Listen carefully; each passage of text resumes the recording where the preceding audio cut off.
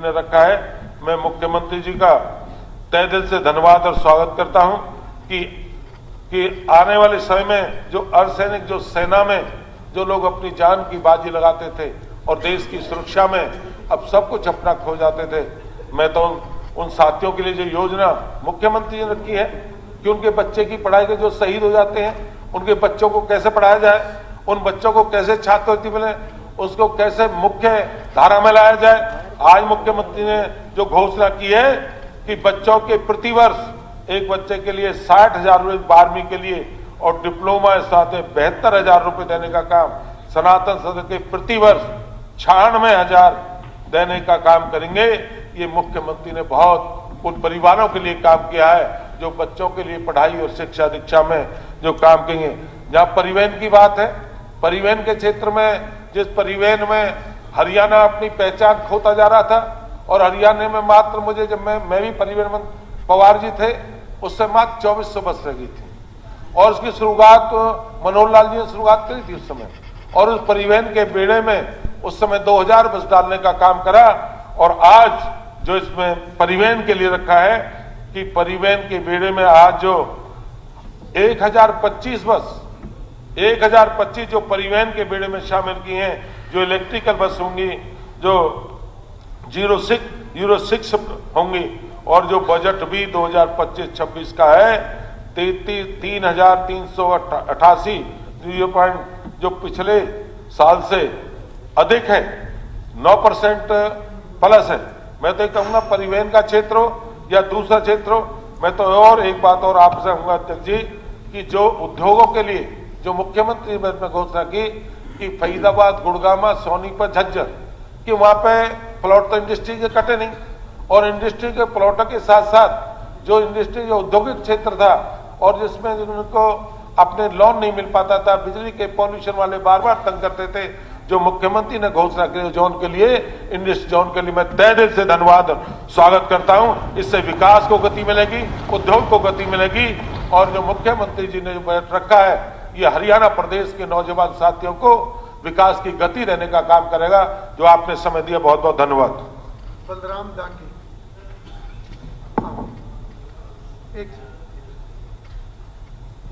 माननीय अध्यक्ष महोदय, आज मैं सभी माननीय सदस्यगण, माननीय अधिकारीगण और प्रेस के सभी साथी बंधुओं को आज 19 मार्च 1:30 बजे भोजन के लिए लाइब्रेरी के पास प्रांगण में आप सभी को मैं सदर आमंत्रित करता हूं। बहुत बहुत धन्यवाद स्पीकर साहब, आपने मेरे को बजट पे बोलने का मौका दिया। उससे पहले मैं 1 मिनट, कल मेरे पिताजी का नाम लेते हुए हमारे एक साथी हैं विधायक जी, मेरे आदरणीय बड़े भाई हैं, तो उनको मैं बताना चाहूँगा 1999 में चौधरी बंसीलाल जी की सरकार में हमारे आदरणीय स्वर्गीय सतपाल सांगवान जी विधायक होते थे। जब हमारे, वैसे मैंने वो निकलवा दिया था, जब हमारे जो भाई साहब हैं उनका सिलेक्शन डिप्टी सुप्रिंटेंडेंट जेल के रूप में हुआ था। नहीं बैठिए आप सतपाल जी, उनके उसमें हुआ था। और हमारी जो आदरणीय भाभी जी हैं, जो हमारी आदरणीय भाभी जी हैं, उनका सिलेक्शन इंग्लिश टीचर का 2013 में हुआ था। ठीक है। और दादरी में जो हमारे बड़े भाई हैं, मेरे आदरणीय हैं, वो आज जितने भी काम गिना रहे हैं, वो चौधरी भूपेंद्र सिंह हुड्डा जी जब मुख्यमंत्री थे उनके टाइम पे सतपाल जी, स्वर्गीय सतपाल जी हमारे मंत्री होते थे, उनके टाइम पे वो काम वो आज गिनवाने जा रहे हैं। कांग्रेस राज में हरियाणा के बच्चों को प्राथमिकता दी जाती थी और वही लगते थे, लेकिन अब आप देखोगे पिछले 10-11 साल में बीजेपी का राज है, उसमें पीछे एसडीओ की एक लिस्ट आई थी, उसमें से 150 में से 135 जो लगाए गए थे वो बाहर के लगाए थे। क्या हमारे हरियाणा के बच्चों में वो काबिलियत नहीं है? ग्रुप डी के बच्चे तो हमारे लगा दिए जाते हैं, लेकिन सी, बी और ए के सारे वो बाहर के लगा दिए जाते हैं। सिविल इंजीनियर की लिस्ट आई थी, 49 में से 28 बच्चे बाहर के लगाए गए हैं। तो इस बात के बारे में मैं आपको बताना चाहूंगा मेरे आदरणीय भाई को, क्या आप भी किसी पर्ची से लगे थे क्या उस टाइम पे? तो मैं आपको कोई भी बात है तो उसका जवाब, अगर कोई बात आता है तो जवाब देना पड़ता है। तो मैं उसके बाद जो बजट आया है उसमें पूरे हरियाणा में उदास, पूरे हरियाणा की जनता सारी उदास है, लेकिन मैं उसके बाद अपने कुछ मेरे हल्के के जो भी वो हैं काम हैं उनके लिए मैं सदन में रखना चाहूंगा। सबसे पहले तो जो ये 5 करोड़ की जो मुख्यमंत्री जी ने घोषणा की है वो हर साल हर विधायक को मिलना चाहिए। इसके लिए हम सबको, ताकि जो लोगों ने हमारे से उम्मीद कर रखी है उन उम्मीदों पर हम खरा उतरने की कोशिश करें। उसके बाद विशेष तौर पे पूरे हल्के में खेतों के जो रास्ते हैं वो पक्के करने के बारे के लिए, उसके लिए मैं इस बजट में मैं मांग करता हूं कि सारे पूरे हल्के के खेतों के रास्ते वो पक्के करे जाएं, ताकि किसानों को खेतों तक पहुंचने में कठिनाई ना हो। बारिश में बुरा हाल हो जाता है जी, इस बात के लिए भी मैं निवेदन करता हूं।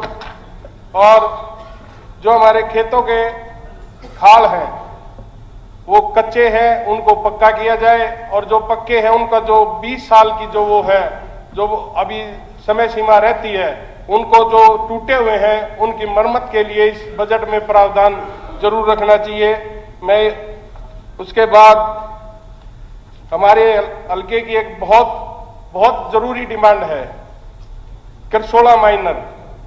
मेरे फरमाना गांव के, फरमाना, बेडवा, भैणी, चंद्रपाल, सामान, इन सभी गांवों में अगर ये करसोला माइनर को सुंदर ब्रांच नहर से निकलने वाली सामन माइनर के मोगा नंबर 53 जो बंद मोरी है उससे अगर जोड़ दिया जाए तो इन गांव के हजारों एकड़ जमीन को बहुत फायदा मिलेगा, किसानों को फायदा मिलेगा। तो मैं सरकार से ये भी मांग करता हूं कि इस बजट में उसको भी प्रावधान रखा जाए। और निडाना माइनर जो जिसकी लेवलिंग खराब हो चुकी है, अभी पीछे बनाया था, उसकी लेवलिंग ठीक नहीं है, तो मैं मांग करता हूं उसको भी दोबारा से ठीक करवाया जाए। उसके बाद मेरा मोखरा गांव है, हल्के का सबसे बड़ा गांव है, उसका जो माइनर है हमारा मोखरा माइनर, उससे जुड़ने के साथ बहुत बुरा हाल है, पानी बहुत कम पहुंचता है, तो उसकी क्षमता को बढ़ाया जाए। और बजट में भी प्रावधान इस बात के लिए मैं सरकार से मांग करता हूं, जरूर ज्यादा से ज्यादा उसके लिए सोच के जल्दी करवाया जाए। और अध्यक्ष जी, खेतों में जल भराव इतनी बड़ी समस्या है। मेरे हल्के में 15-16 गांव ऐसे हैं जिनमें बहुत बुरा हाल होता है जल भराव का।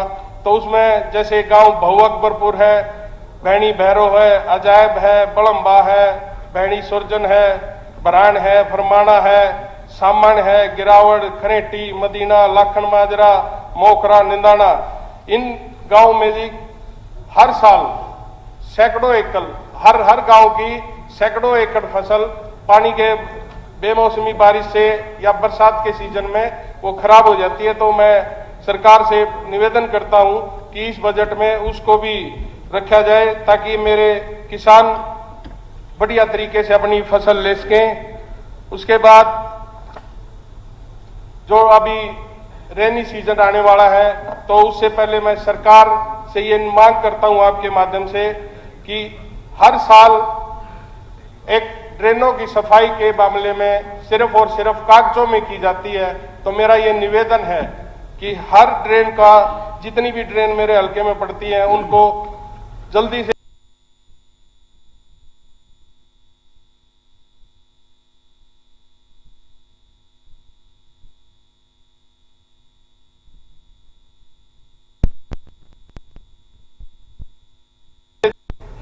बचाया जा सके।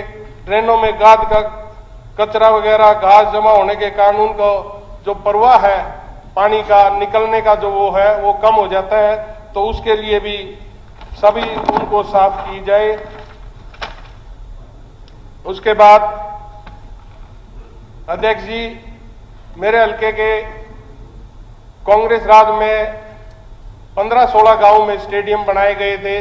उन स्टेडियमों को आज 11, 12, 13 साल हो चुके हैं, उनमें किसी प्रकार की कोई रिपेयरिंग वगैरह नहीं, पूरा घास पूरे ग्राउंड में पूरा वो रखे है, जम रहे बड़े बड़े घास, और कोई बिजली पानी की व्यवस्था नहीं है किसी भी प्रकार की। तो मेरा आपसे आपके माध्यम से निवेदन है कि उनमें बढ़िया तरीके से बिजली पानी की व्यवस्था की जाए, और उसके साथ कोच हर एक गांव में हर एक मतलब बढ़िया तरीके से एक एक दो दो कोचिज को लगाया जाए, ताकि वहां पर जितने भी बच्चे हैं उनको बढ़िया तरीके से ट्रेनिंग मिल सके। और अध्यक्ष जी, मेरा मोखरा गांव है, उसमें हमारी जो ओलंपिक में मेडलिस्ट थी बहन साक्षी मलिक, उनके नाम पे एक स्टेडियम का निर्माण किया गया था। 2017 से मुख्यमंत्री जी को घोषणा थी, 29/4/2017 में की गई थी। विभाग द्वारा इस स्टेडियम के निर्माण के लिए विभाग को 5,33,01,610 रुपए की राशि जारी की गई थी। अब तक उसका काम अधूरा पड़ा है। अब उसके बाद उसका कोई काम वो नहीं हो रहा। तो मैं ये निवेदन करता हूं।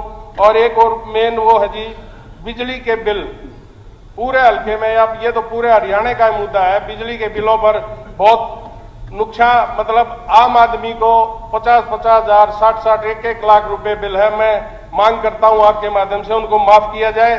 अन्यथा जो अगर वो नहीं कर सकते तो लेकिन जो ब्याज उसके ऊपर लगाया जाता है अध्यक्ष जी, उसको माफ करवाने का काम सरकार ने करना चाहिए। और जो पोल शिफ्टिंग का मामला है, मैंने जब मुख्यमंत्री जी ने पंचकुला में मीटिंग ली थी उसमें भी मैंने उसका मुद्दा उठाया था।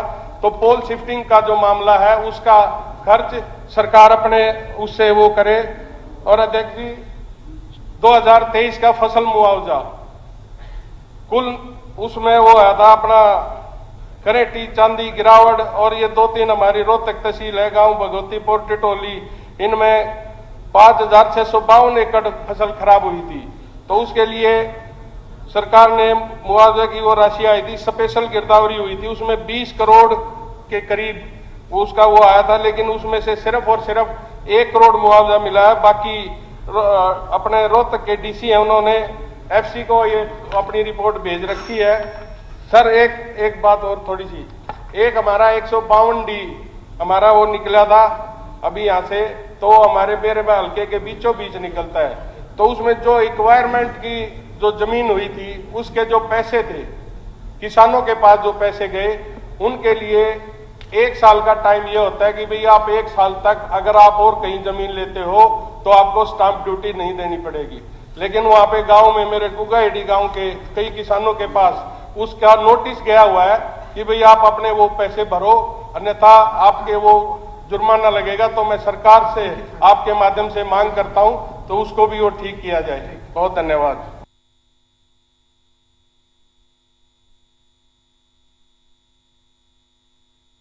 माननीय सदस्यगण, आज सदन में श्री अभय सिंह चौटाला पूर्व विधायक अध्यक्ष दीर्घा में उपस्थित हैं। ये सदन उनका स्वागत करता है। माननीय सदस्यगण, मैं सदन की जानकारी के लिए बताना चाहता हूं कि DAV sanitary public school Jind के विद्यार्थीगण तथा अध्यापकगण आज सदन की कार्रवाई देखने के लिए दर्शक दीर्घा में उपस्थित हैं। मैं अपनी ओर से तथा सदन की तरफ से उनका स्वागत करता हूं। माननीय सदस्यगण, आज सदन में Shri Shravan Kumar Garg, chairman Gau Seva Aayog, Shri Puran Chand Yadav, vice chairman, Shri Amarpal Rana, chairman Haryana rural development bank तथा श्री नरेंद्र सागवान एक्स MLA अध्यक्ष दीर्घा में उपस्थित है। सदन उनका स्वागत करता है। श्रीमती शक्ति रानी शर्मा। आदरणीय अध्यक्ष महोदय, आपने मुझे बजट पे चर्चा करने बोलने के लिए समय दिया, इसके लिए मैं आपका धन्यवाद करती हूँ। किसी भी देश व प्रदेश के विकास के लिए ज़रूरी है कि वर्तमान में कार्य करते हुए भविष्य का संकल्प लिया जाए। हमारे प्रदेश के यशस्वी मुख्यमंत्री जी ने जो बजट पेश किया है वह विकसित हरियाणा के संकल्प की ओर जाने वाला पहला और बेहद महत्वपूर्ण कदम है। महिला होने के नाते मैं जानती हूँ कि एक घर का बजट कितना अहम होता है। उसी तरीके से प्रदेश मुखिया ने अपने बजट में उन तमाम बातों का ध्यान रखा है जो आम जनमानस के लिए बेहद ज़रूरी है। ये पहली बार है मोरनी के दुर्गम इलाके से लेकर दक्षिण हरियाणा समेत 90 की 90 विधानसभाओं का जिक्र इस बजट में है। मैं विशेष रूप से माननीय मुख्यमंत्री जी का धन्यवाद करना चाहूँगी कि उन्होंने मेरे सुझाव बजट में शामिल किए और मोरनी के किसानों की आय बढ़ाने का जिक्र करने के साथ साथ सड़क इंफ्रास्ट्रक्चर और सुधारने की बात भी अपने बजट अभिभाषण में की। ये बजट सिर्फ नंबर का खेल नहीं है, बल्कि हरियाणा के हर गांव, हर शहर, हर घर की उम्मीदों का एक खूबसूरत सपना है। ये हमारी मेहनती माताओं, बहनों, हमारे कर्मठ किसानों, हमारे नौजवान और आने वाली पीढ़ी के लिए एक नई सुबह लेकर आया है। इस बजट में 7 ऐसी खास बातें हैं जो मेरे दिल को छू गई हैं। खेती, शिक्षा, महिलाओं की ताकत, स्वास्थ्य, उद्योग, सड़क, बिजली जैसी सुविधाएं और सबसे अनोखा भविष्य की तैयारियां। आज मैं इन्हीं पर बात करूंगी और बताऊंगी ये बजट हरियाणा को कैसे तरक्की की नई मंजिलों तक लेके जाएगा। Department of future and Haryana AI mission, Haryana का नया युग। लेकिन सबसे पहले मैं इस बजट में उन अनोखी बात से शुरू करना चाहती हूं जो इसे हरियाणा के लिए एक मील का पत्थर बनाती है। डिपार्टमेंट ऑफ फ्यूचर और हरियाणा AI मिशन, ये 2 प्रस्ताव हरियाणा को सिर्फ आज का नहीं बल्कि कल का चैंपियन बनाने का वादा करते हैं। ये वो प्रस्ताव हैं जो हरियाणा को भविष्य की दुनिया में सबसे आगे खड़े करेगा। डिपार्टमेंट ऑफ फ्यूचर नाम से एक नया विभाग बनेगा। सोचिए, ऐसा विभाग जो आने वाली चुनौतियों को पहले ही भांप लेगा और उनके हल सुझाएगा। जलवायु परिवर्तन, AI, रोबोटिक्स जैसी नई तकनीक दुनिया को बदल रही है। नौकरियां बदल रही हैं, जिंदगी बदल रही है, लेकिन ये विभाग सुनिश्चित करेगा कि हरियाणा पीछे ना रहे बल्कि इन बदलावों का नेतृत्व करे। दूसरी ओर हरियाणा AI मिशन के तहत गुरुग्राम और पंचकूला में AI हब बनेगा। हमारे 5000 नौजवानों को नई तकनीकी की ट्रेनिंग मिलेगी। इससे वो दुनिया की सबसे अच्छी नौकरियों के लिए तैयार होंगे। विश्व बैंक ने इसके लिए 474 करोड़ रुपए की मदद का हाथ बढ़ाया है। खेती हमारी अन्नदाताओं की शान है। सबसे पहले बात करते हैं हमारे किसानों की। इस बजट में खेती के लिए 4,229 करोड़ रुपए रखे गए हैं, जो पिछले साल से 19.2% ज़्यादा है। बागवानी के लिए 1068 करोड़ रुपए, पशुपालन के लिए 2083 करोड़ का इंतजाम है।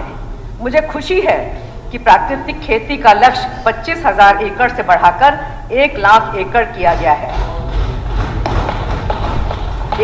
देसी गाय खरीदने की मदद 25,000 से बढ़ाकर 30,000 रुपए हो गई है। मेरे कालका क्षेत्र में मोरनी का पहाड़ी इलाका है, जहां किसानों को फसल उगाने में बहुत मुश्किल होती है। इस बजट में मोरनी के किसानों की आय बढ़ाने के लिए खास योजना की घोषणा हुई है। ये मेरे क्षेत्र के लिए बहुत बड़ी बात है और इसके लिए मैं मुख्यमंत्री जी का दिल से धन्यवाद करती हूँ। धान छोड़ने वाले 700 की जगह 800 रुपये प्रति एकड़ और पराली प्रबंधन के लिए 1000 की जगह 1200 रुपये मिलेंगे।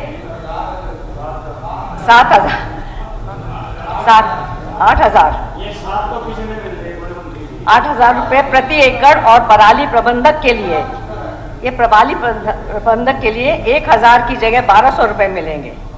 अंबाला, यमुनानगर और हिसार में लीची, स्ट्रॉबेरी और खजूर के लिए नए बागवानी केंद्र बनेंगे। जापान की मदद से 2,738 करोड़ की लागत से 400 बागवानी क्लस्टर शुरू होंगे। ये सब हमारे किसानों की नई ताकत है। शिक्षा बच्चों का भविष्य हमारी नींव है। शिक्षा हमारे बच्चों का भविष्य है। इस बजट में शिक्षा के लिए 22,296.82 करोड़ रुपए का प्रावधान है। हर 10 किलोमीटर पर एक मॉडल संस्कृति स्कूल खोलने की घोषणा हुई है। मेरे कालका क्षेत्र के गांवों के बच्चों को भी अब अच्छी शिक्षा पढ़ाई मिलेगी। 10वीं से 12वीं के बच्चों के लिए हरियाणा मैराथन ओलंपिक शुरू होगा, जिसमें पहले नंबर वाले को 1 लाख रुपए मिलेगा। राजकीय स्कूलों में फ्रेंच भाषा पढ़ाने के लिए फ्रांस सरकार से करार होगा। 615 स्कूलों में स्टेम लैब बनेंगी, जहां रोबोटिक्स और एआई की पढ़ाई होगी। ये सब देखकर मुझे गर्व होता है कि हमारे गांवों के बच्चे भी अब दुनिया से मुकाबला कर सकेंगे। मैं इसके लिए मुख्यमंत्री जी का धन्यवाद करती हूँ। महिलाओं की ताकत हमारी असली शक्ति है। एक महिला विधायक होने के नाते मुझे इस बजट में महिलाओं के लिए कई बातें सबसे ज़्यादा पसंद आई। महिला एक बाल विकास के लिए 1372 करोड़ रुपए हैं, जो पिछले साल से 36.1% ज़्यादा है। अंतर्राष्ट्रीय महिला दिवस पर मुख्यमंत्री जी ने घोषणा की कि डेयरी शुरू करने वाली महिलाओं किसानों 1 लाख तक का ब्याज मुफ्त लेने को मिलेगा। कृषि, बागवानी और पशुपालन में पहला 1 लाख लोन ब्याज मुक्त होगा। पंचकूला, पानीपत, सोनीपत, रेवाड़ी, फरीदाबाद और गुरुग्राम में कामकाजी महिलाओं के लिए छात्रावास बनेंगे। मेरे कालका क्षेत्र की बहनें भी इसका फायदा उठा सकेंगी। लाडो लक्ष्मी योजना में हर महीने 2100 रुपये की मदद के लिए 500 करोड़ रुपए रखे गए हैं। ये सब हमारी बहनों को आर्थिक और समाज 5000 करोड़ रुपए रखे गए हैं। ये सब हमारी बहनों को आर्थिक और सामाजिक ताकत देता है। इसके लिए मैं मुख्यमंत्री जी का तहे दिल से धन्यवाद देती हूँ। गलती सबसे होती है। स्वास्थ्य हरियाणा, खुशहाल हरियाणा।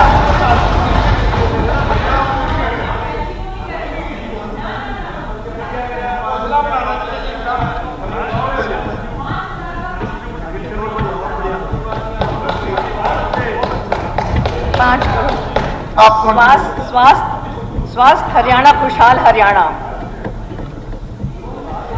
स्वास्थ्य के लिए 10,159.54 करोड़ रुपए का प्रावधान है। हर जिला अस्पताल में 50 बेड का क्रिटिकल केयर ब्लॉक बनेगा। पंचकूला, फरीदाबाद, सोनीपत जैसे जिलों में मातृ शिशु स्वास्थ्य केंद्र खुलेंगे। अगले 2 साल में हर जिला अस्पताल में MRI, CT स्कैन और डिजिटल एक्सरे जैसी सुविधाएं आएंगी। रिवाड़ी और जींद में आयुष हर्बल केंद्र बनेंगे। खिलाड़ियों के लिए 20 लाख तक का मेडिकल कवरेज और ओलंपिक पदक विजेताओं के खेल अकादमी के लिए 5 करोड़ तक का लोन मिलेगा। संकल्प प्राधिकरण से नशा रोकने के लिए 10 करोड़ रुपए दिए गए हैं। ये सब हरियाणा को स्वस्थ और मजबूत बनाएगा। इसके लिए मैं मुख्यमंत्री जी की शुक्रगुजार हूँ। उद्योग, रोजगार का नया दौर। हरियाणा को उद्योग का हब बनाने के लिए बड़े कदम उठाए हैं। 10 शहरों में मॉडल इंडस्ट्रियल टाउन बनेंगे, जिसमें अंबाला में 800 एकड़ का IMT शामिल है। मैं निवेदन करती हूँ कि कालका पिंजौर बद्दी रोड पर भी ऐसा टाउनशिप बनाया जाए, ताकि मेरे क्षेत्र के नौजवानों को भी रोजगार मिले। IMT मानेसर में 55 MLD का CETP पानी की रिसाइकलिंग करेगा, जिससे जीरो वाटर वेस्टेज का सपना सच होगा। एक ब्लॉक एक उत्पादन योजना से जींद, अंबाला और करनाल में क्लस्टर बन चुके हैं और 10 नए क्लस्टर फास्ट ट्रैक पर स्वीकृत होंगे। 50 उद्यमियों को इकाइयों को वैध माना जाएगा और औद्योगिक क्षेत्रों में मल्टी लेवल पार्किंग बनेगी। ये सब हरियाणा में रोजगार और तरक्की लाएगा। मैं इसके लिए मुख्यमंत्री जी का धन्यवाद देती हूँ। Sir 2 minutes. बिजली हरियाणा की सड़क बिजली हरियाणा की रफ्तार। बिना अच्छी सड़कों और बिजली के तरक्की नहीं होती। इस बजट में लोक निर्माण के लिए 4,830 करोड़ रुपए हैं। 6,500 किलोमीटर सड़कों की मरम्मत होगी और हर 5 साल में सभी सड़कों को ठीक करने की योजना है।